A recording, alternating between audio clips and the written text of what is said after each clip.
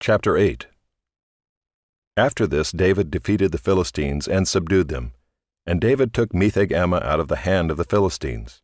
And he defeated Moab, and he measured them with a line, making them lie down on the ground. 2 lines he measured to be put to death, and 1 full line to be spared. And the Moabites became servants to David, and brought tribute. David also defeated Hadadezer the son of Rehob, king of Zobah, as he went to restore his power at the river Euphrates. And David took from him 1,700 horsemen and 20,000 foot soldiers. And David hamstrung all the chariot horses, but left enough for 100 chariots. And when the Syrians of Damascus came to help Hadadezer king of Zobah, David struck down 22,000 men of the Syrians. Then David put garrisons in Aram of Damascus, and the Syrians became servants to David and brought tribute. And the Lord gave victory to David wherever he went. And David took the shields of gold that were carried by the servants of Hadadezer, and brought them to Jerusalem. And from Betah and from Berothai, cities of Hadadezer, King David took very much bronze. When Toi king of Hamath heard that David had defeated the whole army of Hadadezer, Toi sent his son Joram to King David, to ask about his health and to bless him because he had fought against Hadadezer and defeated him, for Hadadezer had often been at war with Toi. And Joram brought with him articles of silver, of gold, and of bronze.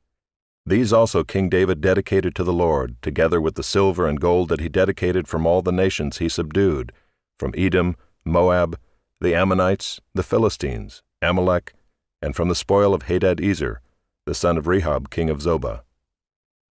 And David made a name for himself when he returned from striking down 18,000 Edomites in the valley of Salt. Then he put garrisons in Edom. Throughout all Edom he put garrisons, and all the Edomites became David's servants. And the Lord gave victory to David wherever he went. So David reigned over all Israel, and David administered justice and equity to all his people. Joab the son of Zeruiah was over the army, and Jehoshaphat the son of Ahilud was recorder, and Zadok the son of Ahitub and Ahimelech the son of Abiathar were priests, and Seraiah was secretary, and Benaiah the son of Jehoiada was over the Kerethites and the Pelethites, and David's sons were priests. Chapter 9. And David said, "Is there still anyone left of the house of Saul, that I may show him kindness for Jonathan's sake?" Now there was a servant of the house of Saul, whose name was Ziba, and they called him to David. And the king said to him, "Are you Ziba?" And he said, "I am your servant." And the king said, "Is there not still someone of the house of Saul, that I may show the kindness of God to him?" Ziba said to the king, "There is still a son of Jonathan, he is crippled in his feet." The king said to him, "Where is he?" And Ziba said to the king, "He is in the house of Machir the son of Ammiel, at Lo-debar." Then King David sent and brought him from the house of Machir the son of Ammiel at Lo-debar. And Mephibosheth the son of Jonathan, son of Saul, came to David and fell on his face and paid homage. And David said, "Mephibosheth." And he answered, "Behold, I am your servant." And David said to him, "Do not fear, for I will show you kindness for the sake of your father Jonathan, and I will restore to you all the land of Saul your father, and you shall eat at my table always."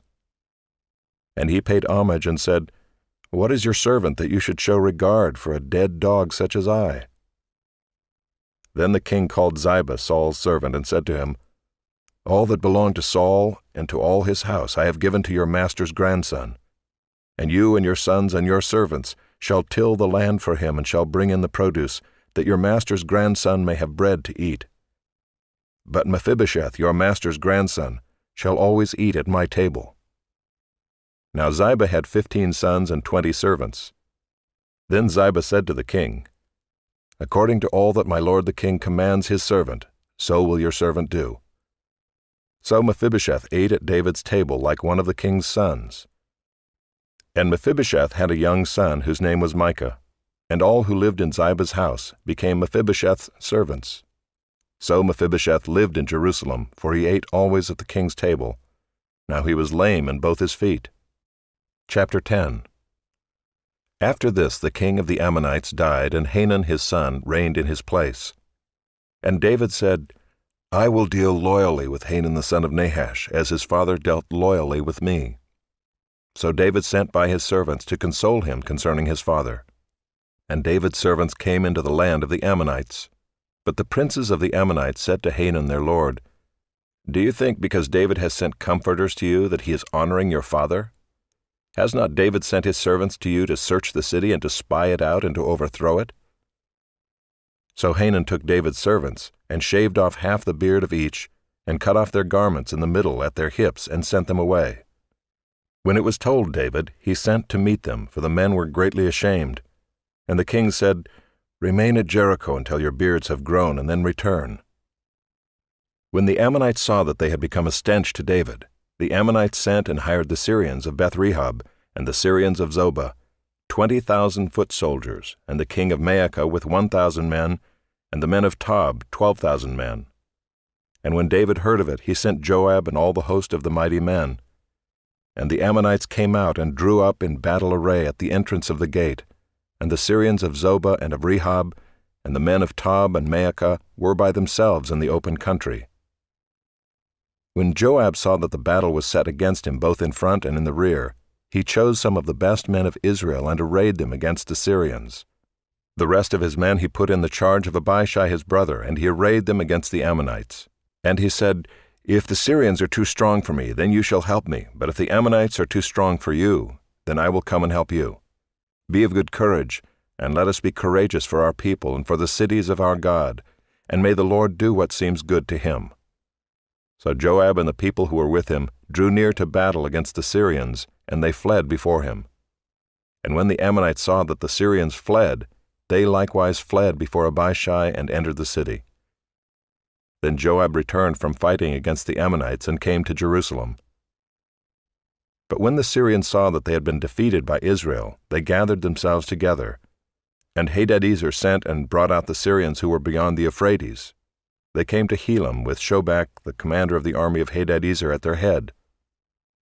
And when it was told David, he gathered all Israel together and crossed the Jordan and came to Helam. The Syrians arrayed themselves against David and fought with him. And the Syrians fled before Israel, and David killed of the Syrians the men of 700 chariots, and 40,000 horsemen, and wounded Shobach the commander of their army, so that he died there. And when all the kings who were servants of Hadadezer saw that they had been defeated by Israel, they made peace with Israel and became subject to them. So the Syrians were afraid to save the Ammonites any more. Chapter 11. In the spring of the year, the time when kings go out to battle, David sent Joab and his servants with him and all Israel. And they ravaged the Ammonites and besieged Rabbah. But David remained at Jerusalem. It happened late one afternoon, when David arose from his couch and was walking on the roof of the king's house, that he saw from the roof a woman bathing, and the woman was very beautiful. And David sent and inquired about the woman. And one said, "Is not this Bathsheba, the daughter of Eliam, the wife of Uriah the Hittite?" So David sent messengers and took her, and she came to him, and he lay with her. Now she had been purifying herself from her uncleanness. Then she returned to her house. And the woman conceived, and she sent and told David, "I am pregnant."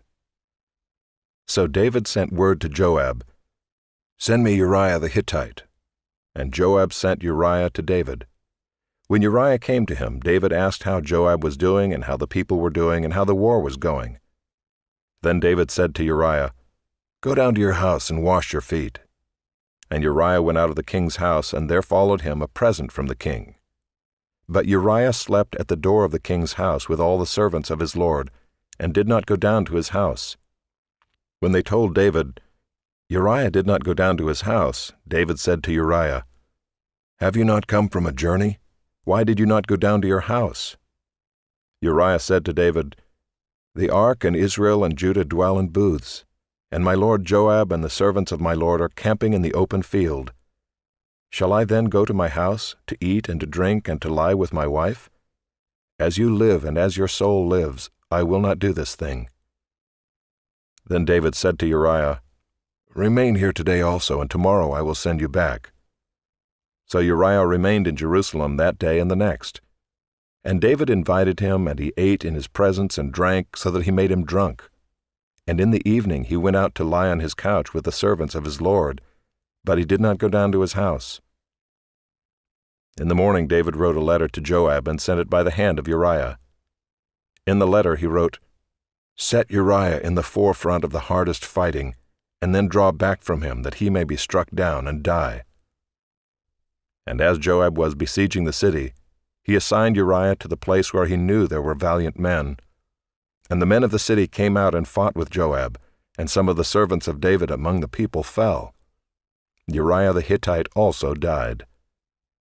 Then Joab sent and told David all the news about the fighting, and he instructed the messenger, "When you have finished telling all the news about the fighting to the king, then if the king's anger rises, and if he says to you, 'Why did you go so near the city to fight? Did you not know that they would shoot from the wall? Who killed Abimelech the son of Jerubbesheth? Did not a woman cast an upper millstone on him from the wall, so that he died at Thebez? Why did you go so near the wall?' Then you shall say, 'Your servant Uriah the Hittite is dead also.'" So the messenger went and came and told David all that Joab had sent him to tell. The messenger said to David, "The men gained an advantage over us and came out against us in the field, but we drove them back to the entrance of the gate. Then the archers shot at your servants from the wall. Some of the king's servants are dead, and your servant Uriah the Hittite is dead also." David said to the messenger, "Thus shall you say to Joab, 'Do not let this matter trouble you, for the sword devours now one and now another. Strengthen your attack against the city and overthrow it, and encourage him.'" When the wife of Uriah heard that Uriah her husband was dead, she lamented over her husband. And when the mourning was over, David sent and brought her to his house, and she became his wife and bore him a son. But the thing that David had done displeased the Lord. Chapter 12. And the Lord sent Nathan to David. He came to him and said to him, "There were 2 men in a certain city, the one rich and the other poor. The rich man had very many flocks and herds, but the poor man had nothing but one little ewe lamb which he had bought. And he brought it up, and it grew up with him and with his children. It used to eat of his morsel and drink from his cup and lie in his arms, and it was like a daughter to him. Now there came a traveler to the rich man, and he was unwilling to take one of his own flock or herd to prepare for the guest who had come to him. But he took the poor man's lamb and prepared it for the man who had come to him. Then David's anger was greatly kindled against the man, and he said to Nathan, "As the Lord lives, the man who has done this deserves to die, and he shall restore the lamb 4-fold, because he did this thing, and because he had no pity." Nathan said to David, "You are the man. Thus says the Lord, the God of Israel, I anointed you king over Israel, and I delivered you out of the hand of Saul. And I gave you your master's house and your master's wives into your arms, and gave you the house of Israel and of Judah. And if this were too little, I would add to you as much more. Why have you despised the word of the Lord, to do what is evil in his sight? You have struck down Uriah the Hittite with the sword, and have taken his wife to be your wife, and have killed him with the sword of the Ammonites. Now therefore the sword shall never depart from your house, because you have despised me, and have taken the wife of Uriah the Hittite to be your wife. Thus says the Lord, Behold, I will raise up evil against you out of your own house, and I will take your wives before your eyes, and give them to your neighbor, and he shall lie with your wives in the sight of this sun.